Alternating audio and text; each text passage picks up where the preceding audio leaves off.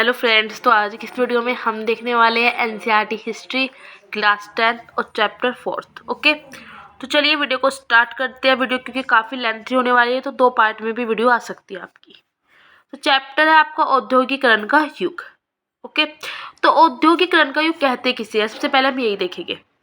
जिस युग में हस्त निर्मित वस्तुएं, मतलब जब हाथों से बनाई वस्तुएं बनाना कम हुई और फैक्ट्री, मशीन और तकनीक का विकास हुआ, तो उसे कहते हैं हम औद्योगिकरण का युग। मतलब जब हाथ से बनाई वस्तुएं बननी बंद हो गई और मशीनें आ गई, फैक्ट्रियाँ शुरू हो गई, तो उसे कहते हैं हम हाँ औद्योगिकरण का युग आ गया। ठीक है, अब इसमें खेतिहर समाज औद्योगिक समाज में बदल गया। जो मेहनत मजदूरी करते थे लोग, अब वे फैक्ट्रियों में काम करने लगे, फैक्ट्रियों में, क्योंकि मशीन बन चुकी थी। 1760 से 1840 तक के युग को हम कहते हैं औद्योगिकरण का युग। ये आपको याद रखना है कि औद्योगिकरण का युग कब कहा जाता है, तो 1760 से 1840 के टाइम को। अब आ जाता है औद्योगिक क्रांति से पहले क्या होता था। जब औद्योगिक क्रांति नहीं आई थी उससे पहले की बात कर रहे हैं, तो 18वीं शताब्दी में शुरू हुई थी। इससे पहले भी इंग्लैंड और यूरोप में अंतर्राष्ट्रीय बाजार के लिए बड़े पैमाने पर औद्योगिक उत्पादन होने लगा था, परंतु इसे फैक्ट्रियों में नहीं बनाया जाता बल्कि हाथों से उस वक्त बनाया जाता था और व्यापारियों द्वारा बेचा जाता था। यह सब व्यापारियों के नियंत्रण में था, क्योंकि वे ही हाथों से कारीगर से बनवाकर बेचते थे। औद्योगिकरण के इस चरण को इतिहासकार आदि औद्योगिकरण कहते हैं। अब आदि मतलब क्या होता है? आदि होता है पहली या प्रारंभिक अवस्था। 17वीं और 18वीं सदी की बात करें तो तब आबादी बढ़ी तो जाहिर सी बात है भूमंडलीकरण बढ़ा। भूमंडलीकरण बढ़ा तो जाहिर बात है मांग भी बढ़ी। अब शहरी इलाके के जो व्यापारी थे, जनसंख्या के मांग के अनुसार उत्पादन को वे नहीं बढ़ा पा रहे थे, और जिसकी वजह से उन्होंने ग्रामीण इलाकों में जाना बंद कर दिया। वहां पर उन्होंने किसानों को रोजगार दिया, उत्पादन में उससे वृद्धि हुई। जब रोजगार मिला तो गांव के जो गरीब काश्तकार थे और दस्तकार थे, सौदागरों के लिए वे काम करने लगे। खुले खेत जो थे वो खत्म होते जा रहे थे, क्योंकि खुले खेत खत्म होते जा रहे थे, कॉमन सेंस की बाड़ेबंदी की जा रही थी। छोटे किसान की जमीन खत्म हो चुकी थी, गरीब किसान आमदनी के नए स्रोत ढूंढने लगे, वे नए नए काम ढूंढने लगे। अब आ जाता है आगे आपके कारखानों का उदय।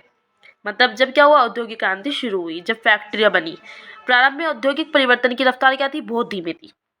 इंग्लैंड में 1730 के दशक में कारखाने खुले, लेकिन तेजी से इजाफा जो है 18वीं सदी के आखिरी में हुआ, क्योंकि जो औद्योगिकरण का युग आया था वो 1760 से 1840 के बीच आया था। औद्योगिक परिवर्तन की रफ्तार की बात करते हैं। कपास उद्योग 1840 के दशक तक औद्योगिकरण के पहले चरण में सबसे बड़ा उद्योग बन चुका था। इसके बाद लोहा और स्टील उद्योग आगे निकल गया, क्योंकि 1840 के दशक से बात करें तो इंग्लैंड में 1860 के दशक से उनके उपनिवेश में रेलवे का विस्तार होने लगा था। फलस्वरूप क्या हुआ, लोहे और स्टील की जरूरत तेजी से बढ़ी। फिर भी हमने इसे औद्योगिकरण नहीं कहा। क्यों नहीं कहा? क्योंकि जितने भी परिवर्तन हुए वह बहुत धीरे धीरे हो रहे थे, और जितने भी उद्योग बताए गए वह बड़ी संख्या में नहीं थे। अब इन सभी के 3 रीजन आ जाते हैं, 3 कारण। वे कौन से थे? कि मशीनें बहुत महंगी थी। जब महंगी मशीन थी, जाहिर सी बात है मरम्मत के जो खर्चे होंगे वो भी महंगे होंगे। मशीनों के कार्य जो थे संतोषजनक नहीं थे, असंतोषजनक थे। मशीनें सही से कार्य नहीं कर रही थी, और जिसकी वजह से बाजार में अभी भी हस्त निर्मित के सामान थे, हाथों के जो बनाए सामान थे उनकी वैल्यू थी। अब आगे आ जाता है हाथ का श्रम, हाथ का परिश्रम वर्सेस वाष्प शक्ति। जब एक मशीन आई 18वीं शताब्दी तक औद्योगिकरण बहुत ही धीरे हुआ था। व्यापारी मशीनों से ज़्यादा लोगों पर विश्वास करते थे। जो मजदूर गरीब थे, उस टाइम मजदूर गरीब थे, क्यों? कारण था उनका बहुत कम वेतन मिलता था, उनको काम से ज़्यादा मजदूरी करवाते थे। मौसमी बेरोजगारी, मतलब ये होता है ना कि कुछ जैसे सर्दियों में कुछ जो अपना काम करते थे रोजगार, वो गर्मियों में नहीं कर सकते वो वाला काम, तो मौसम के हिसाब से उन्हें रोजगार दिया जाता था।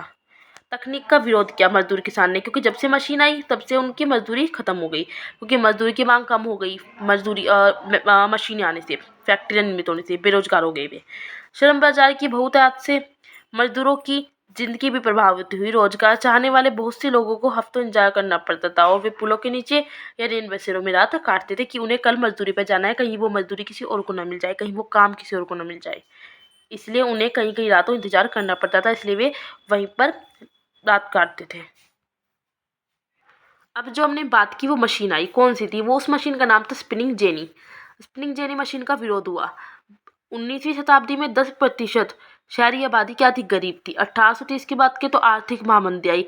बेरोजगारी की जो संख्या थी 35% से 75% तक पहुंच चुकी है। मतलब जो 35% 50% थी वो 75 तक पहुंच गई। बेरोजगारी की आशंका के कारण मजदूर नई प्रौद्योगिकी से चिन्हने लगे थे।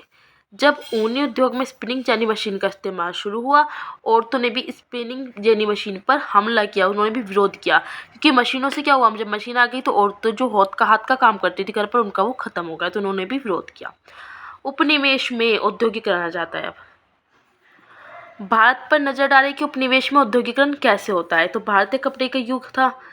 मशीन उद्योग युग से पहले भारतीय रेशम और सूती उत्पाद थे। अंतर्राष्ट्रीय स्तर पर बहुत ही प्रसिद्ध थे ये भारतीय रेशम और सूती उत्पाद। निर्यात के लिए सूरत, मछलीपट्टनम, हुगली पर बंदरगाह बनाए गए। कच्चे माल से लेकर निर्यात तक के सारे काम भारतीय करते थे। धीरे धीरे यूरोपियन कंपनी शक्तिशाली होती गई और भारतीय कपड़ा उद्योग उनके नियंत्रण में आ गया।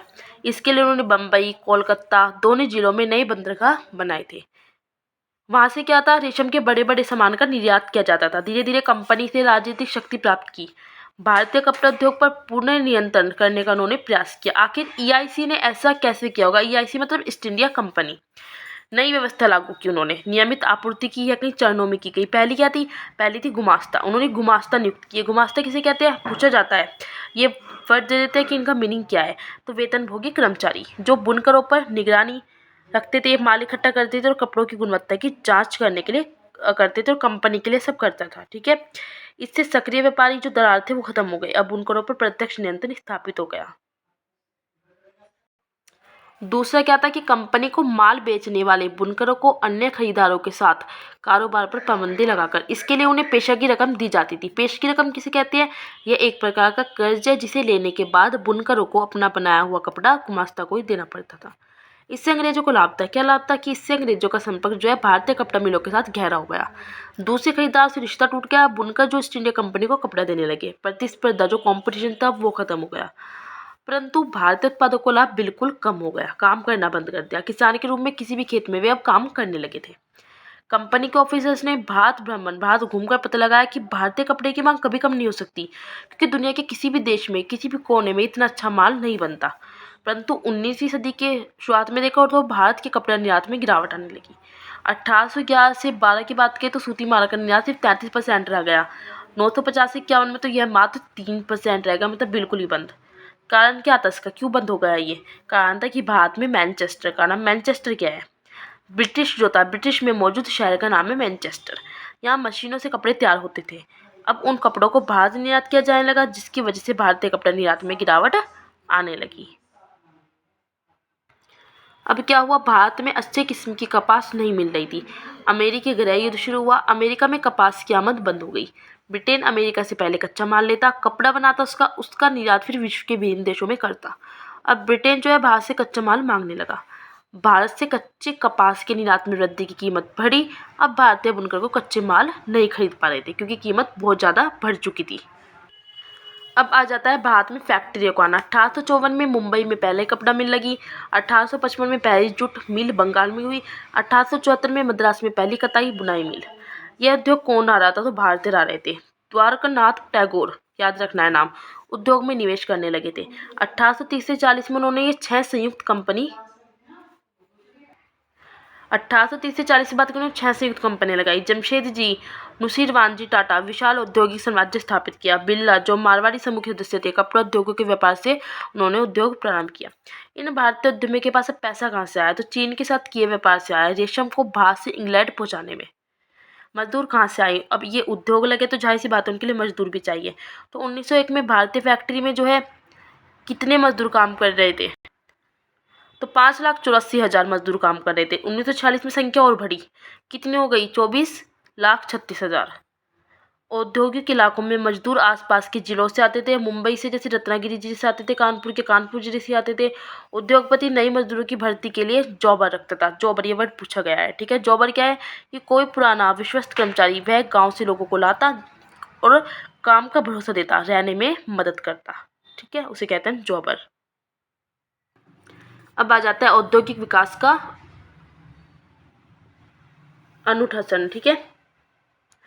निर्यातित उत्पाद आ जाता है कि बाद में जितने भी उत्पाद थे यूरोपियन मैनेजिंग एजेंसी नियंत्रित करती थी। वे उन्हीं चीज़ों का उत्पादन करवाते थे जिन्हें ब्रिटेन निर्यात किया जा सके। जैसे भारत में चाय कॉफ़ी की बेहतर किस्में ज़्यादा प्रोत्साहन दिया जाता है। प्रतिस्पर्धा से बचती थी। सूत से कपड़ा बनाना। जैसे स्वदेशी आंदोलन के राष्ट्रवादी नेताओं ने लोगों को विदेशी कपड़े बहिष्कार करने का प्रेरित किया, मोटे सूत पर पाबंदी लगाई, कपड़ा उत्पादन प्रारंभ किया। इन सब के पीछे दो कारण थे। क्या? एक तो गांधी जी का असहयोग आंदोलन और चीन में मोटे सूत को नकारना। लघु उद्योग की बहुतायत हो रही थी, हथकरघे का प्रसार हो रहा था औद्योगिकरण की वजह से। 1900 से 1940 तक हाथ से होने वाले उत्पादन में 3 गुना वृद्धि हुई। नई तकनीक आई औद्योगिकरण के कारण। बुनकर अब फ्लाई शटर मशीन का इस्तेमाल करने लगे। आपको याद रखना है फ्लाई शटर, ठीक है, ये हथकरघा मशीन थी फ्लाई शटर, जिससे उत्पादन बढ़ा, उत्पादन क्षमता भी बढ़ी और श्रम की मांग नीचे हो गई। यह उस समय सूती सामान को दो नजर से देखा जाता था, एक तो सामान्य गुणवत्ता वाला और एक अच्छी गुणवत्ता वाला सामान। वस्तुओं के लिए बाजार लगते थे। दुनिया में औद्योगिकरण आया, उत्पादन तेजी से हुआ, लेकिन उत्पादन को बेचना जरूरी था, उसके लिए बाजार जरूरी थे। बाजार में जब सामान होगा तभी तो लोग खरीदेंगे। ब्रिटिश निर्माताओं ने भारतीय बाजार का प्रसार किया। कैसे? विज्ञापन के जरिए, रैपर, कैलेंडर के द्वारा। विज्ञापन क्या होता है? ये उत्पाद को जरूरी बना देते हैं, लोगों की सोच बदल जाती है, नई जरूरतें पैदा कर देते हैं। लेबर क्या होता है? मैनचेस्टर से जो बाहर सामान आता था उस पर लेबर लगा होता था। जैसे लेबर का वस्तु का नाम होता था, उस पर कीमत, वस्तु की गुणवत्ता, ठीक है। जैसे हम लेते हैं ना देसी घी, प्योर देसी घी लिखा रहता है, तो देख के ले लेते हैं कि हाँ अमूल का मक्खन है। इस तरह से ग्राहक संतुष्ट हो जाते थे कि वस्तु अच्छी है लेबर देख के। उसमें made in Manchester, made in Britain ये लिखा होता।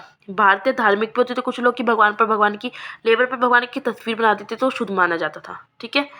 लोग पहले उद्योग के विकास को नहीं मानते थे, विरोध करते, लेकिन धीरे धीरे उद्योग को पसंद करने लगे। भारत में भी उद्योग का विकास हुआ। इस तरह से औद्योगिकरण का युग आया। ये चैप्टर आपका खत्म हो जाता है। स्टार्टिंग से दिखा रही हूँ, आपको वीडियो को पॉज करके अपने नोट्स को प्रिपेयर कर लेना है। वीडियो अच्छी लगे तो आपको लाइक करना है, शेयर करना है, कमेंट्स करके मुझे बताना है। एक वीडियो में वैसे मैंने ये खत्म कर दिया, मुझे लगा था 2 बना दूंगी, लेकिन हो गया चलो एक वीडियो में, ठीक है। अब नेक्स्ट चैप्टर बचा है, लास्ट चैप्टर है वो हिस्ट्री का, तो मैं आपको जल्दी से वो भी कंप्लीट करा दूंगी।